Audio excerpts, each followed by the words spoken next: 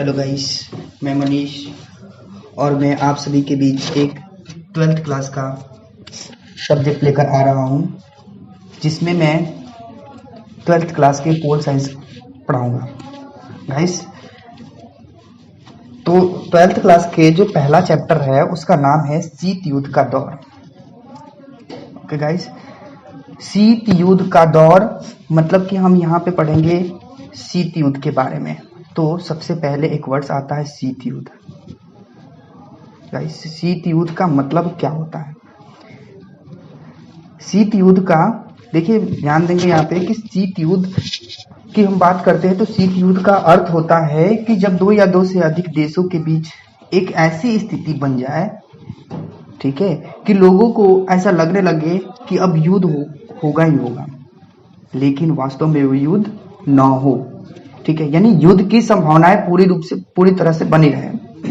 यानी इसका ये आशंका बने रहता है कि डर हो, तनाव हो, संघर्ष जारी रहे। तो इस तरह का युद्ध की आशंका बनी रहे, लेकिन ये युद्ध ना हो तो उसको हम शीत युद्ध के रूप में जानते हैं। ठीक है गाइस, यहाँ पे समझने वाली एक और बातें हैं कि जो ये शीत युद्ध तो हुआ था वो दो देशों के बीच हुआ, अमेरिका और सोवियत संघ। जो शीत युद्ध हुआ वो किसके किसके बीच हुआ था? अमेरिका और सोवियत संघ के बीच हुआ था। तो अब यहाँ पे एक वर्ड्स आता है अमेरिका और सोवियत संघ, यानी दो देशों का नाम आता है। तो ये दोनों देश कहाँ कहाँ पे आते हैं? तो चलिए हम इसको मैप पे देखते हैं कि ये दोनों देश आते कहाँ कहाँ पे हैं। ठीक है गाइस, अब ध्यान देने वाली बातें हैं। यहाँ पे हम देख रहे हैं कि दो देश, मतलब यहाँ पे वर्ल्ड मैप है, हमारे पास विश्व का मैप आया है सामने, और इस मैप में हम देख रहे हैं कि ये अमेरिका है पूरी, और ये सोवियत संघ, जिसको आज रशिया के नाम से जाना जाता है, यानी रूस के नाम से जाना जाता है। ठीक है गाइस, इसके बारे में अभी आगे चल करके हम बहुत सारे बातों को डिस्कस करेंगे इस मैप का, और इस मैप का यूज भी करेंगे आगे चल करके। ठीक है, आपको समझ में आ रहा होगा गाइस। आगे चलते हैं इस टॉपिक में। तो अभी हमने जो टॉपिक उठाया था शीत युद्ध के बारे में, तो शीत युद्ध जो चला था, अब मैं बता दूं आप सभी को कि शीत युद्ध जो चला था 1945 से 90 तक, यानी लगातार 45 वर्षों तक ये युद्ध चलता रहा। ठीक है गाइस, लेकिन इस युद्ध में अभी हमने शीत युद्ध का डिफाइन कराया था, तो मैं बताया था कि इस युद्ध में किसी भी तरह की लड़ाई नहीं हुई थी, मतलब कि ये बातों की लड़ाई हुई थी सिर्फ और सिर्फ। यानी दो देशों के बीच जो हुआ, दो महाशक्तियों के बीच हुआ था, और दोनों महाशक्तियां, एक अमेरिका और सोवियत संघ दूसरा। तो अमेरिका जो है वो कुछ बातें जो होता था वो सोवियत संघ को कहता था, और सोवियत संघ कुछ बातें जो है अमेरिका से करता था। तो इस तरह की बातें जो होती थी उन दोनों देशों के बीच लगातार होती रही, और उसी को शीत युद्ध के रूप से जाना जाता है। तो शीत युद्ध की जो शुरुआत होती है वो कब होती है, कैसे होती है, और इसका रीजंस क्या है, हम यहाँ पे इसके बारे में बात करेंगे। ठीक है गाइस, तो यहाँ पे शीत युद्ध की शुरुआत की बात करते हैं तो द्वितीय विश्व युद्ध की समाप्ति और शीत युद्ध की शुरुआत। ठीक है, यानी द्वितीय विश्व युद्ध की समाप्ति को ही शीत युद्ध का शुरुआत माना जाता है। अब हमारे पास एक वर्ष आया द्वितीय विश्व युद्ध। ठीक है, तो द्वितीय विश्व युद्ध क्या होता है, और द्वितीय विश्व युद्ध जो है कब हुआ था और किन किन देशों के बीच हुआ था। ठीक है, और इसमें इसका रीजंस क्या हुआ और इसका परिणाम क्या निकला, हम अब इसके बारे में बात करेंगे थोड़ा द्वितीय विश्व युद्ध के बारे में। और इसके बाद वाला टॉपिक जो है, ठीक है, शीत युद्ध का अंत। गाइस, अब एक बात होता है कि शुरुआत कैसे हुई इसकी शीत युद्ध की, और अंत कैसे हुई, इसका परिणाम क्या निकला, यानी इन सारे टॉपिकों को हमें अच्छे से इसमें डिस्कस करना है। तो शीत युद्ध का अंत की हम बात करें तो क्यूबा मिसाइल संकट शीत युद्ध का अंत माना जाता है, और लेकिन इसका अगर प्रमुख कारण माने तो सोवियत संघ का विघटन। ठीक है गाइस, इसका प्रमुख कारण क्या माना जाता है? सोवियत संघ का विघटन। तो हमारे पास एक और वर्ड्स आ गया, एक द्वितीय विश्व युद्ध की समाप्ति आ गई। तो द्वितीय विश्व युद्ध की समाप्ति और शीत युद्ध का शुरुआत कैसे हुआ, पहला क्वेश्चन बना हमारा। और दूसरा यहाँ पे क्यूबा मिसाइल संकट क्या है, आखिर ये क्यूबा मिसाइल संकट आया क्यों था। ठीक है, तो इसको हम अच्छे से डिस्कस करेंगे।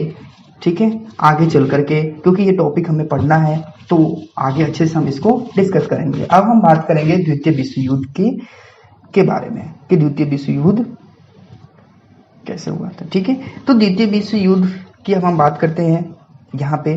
तो द्वितीय विश्व युद्ध से बात करने के पहले एक पहला भी युद्ध हुआ था, उससे पहले भी विश्व युद्ध हो रखा था, जिसका नाम था प्रथम विश्व युद्ध, जो 1940 से 1918 तक चला।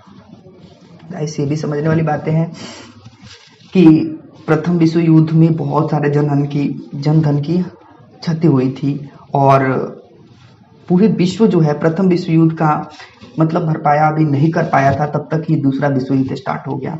और दूसरा विश्व युद्ध जो स्टार्ट हुआ वो 1939 से लेकर के 1945 तक चला। यानी द्वितीय विश्व युद्ध कब से कब तक चला, तो 1939 से 1945 तक, यानी 6 सालों तक ये युद्ध चलता रहा। ठीक है, यहाँ पे समझने वाली बातें है कि द्वितीय विश्व युद्ध जो था उस 2 राष्ट्रों के बीच बढ़ चुका था, एक मित्र राष्ट्र और दूसरा ध्रुवीय राष्ट्र। ठीक है गाइस, तो मित्र राष्ट्र के अंदर जो देश आते थे वो है अमेरिका, फ्रांस, ब्रिटेन और सोवियत संघ।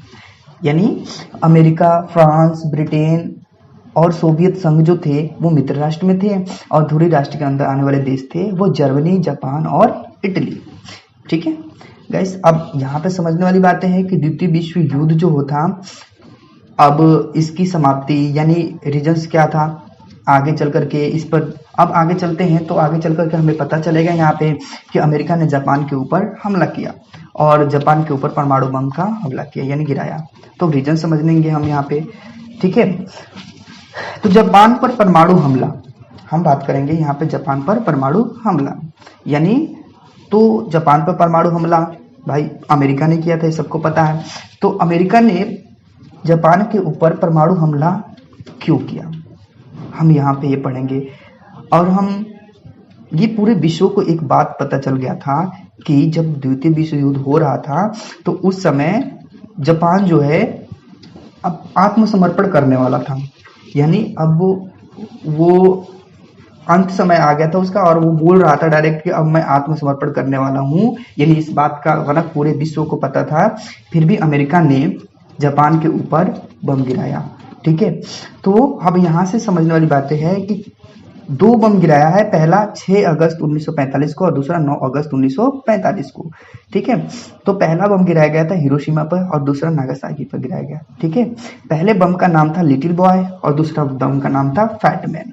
ठीक है, इसकी मार्ग क्षमता की अगर बात करें तो इसकी मार्ग क्षमता जो थी 15 से 21 किलो टन थी।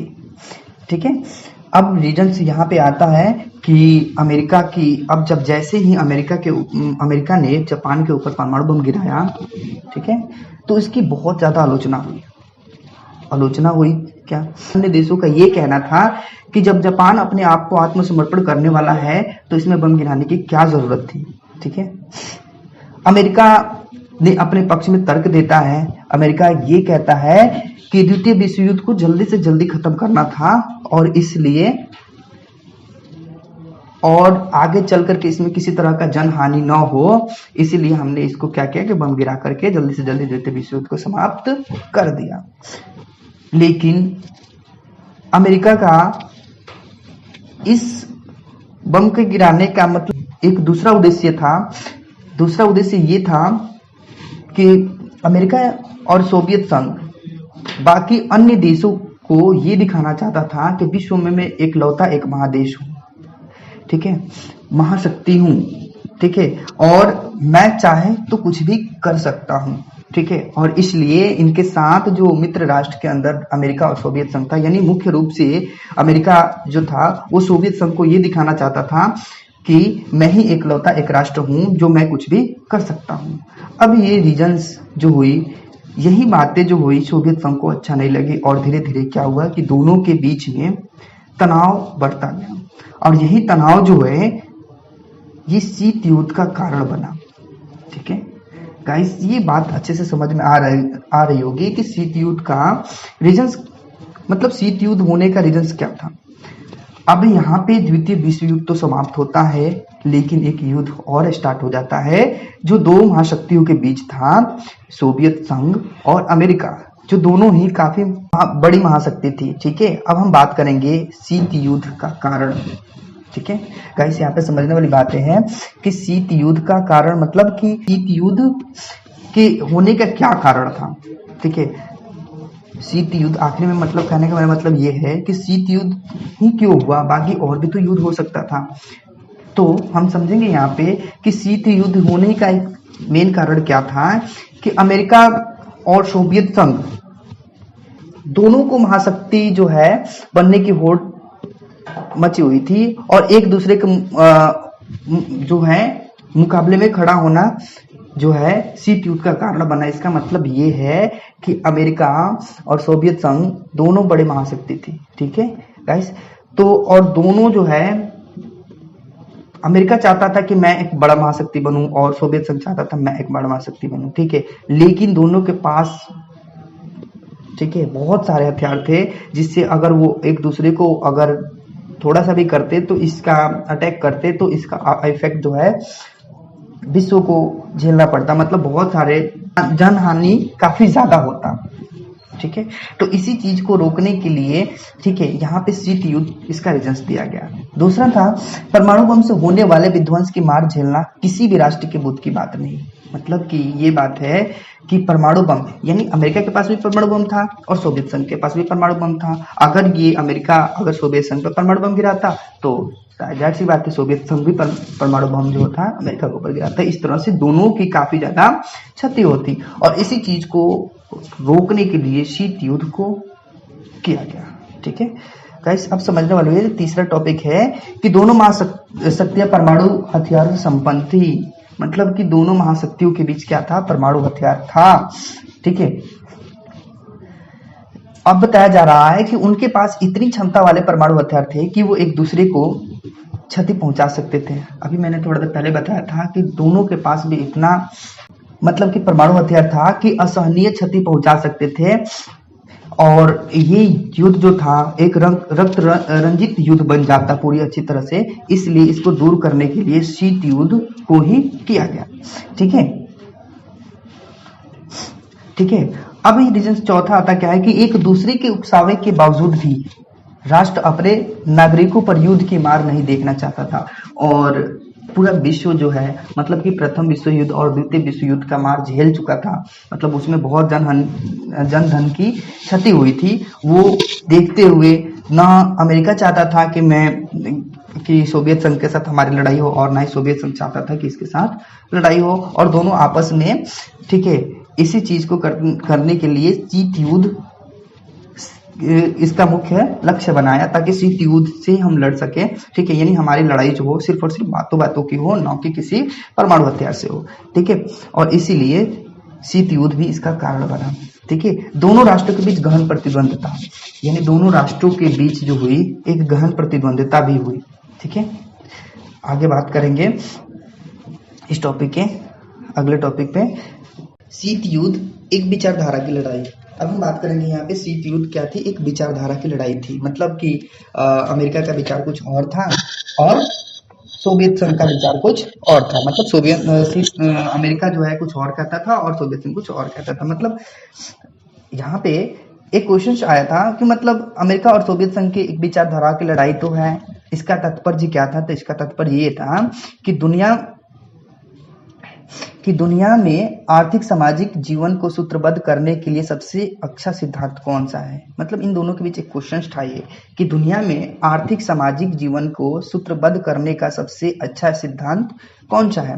तो अमेरिका ऐसा मानता था कि पूंजीवादी अर्थव्यवस्था दुनिया के लिए बेहतर है। यानी अमेरिका क्या मानता था कि पूंजीवादी अर्थव्यवस्था जो है दुनिया के लिए सबसे बेहतर है, जबकि सोवियत संघ ये मानता था कि समाजवादी अर्थव्यवस्था जो है सबसे बेहतर है। ठीक है, अब हमारे पास दो वर्ड्स आया, एक आया पूंजीवादी और दूसरा आया समाजवाद।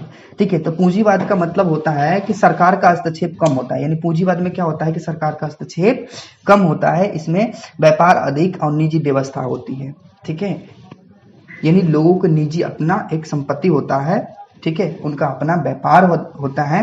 ठीक है, तो अमेरिका पूंजीवाद को मानता था, जबकि सोवियत संघ समाजवाद को मानता था। समाजवाद का मतलब होता है कि जो सारी व्यवस्था है वो सरकार के हाथों में होती है। ठीक है, निजी व्यवस्था का विरोध होता है, यानी निजी व्यवस्था का क्या होता है, इसमें विरोध होता है।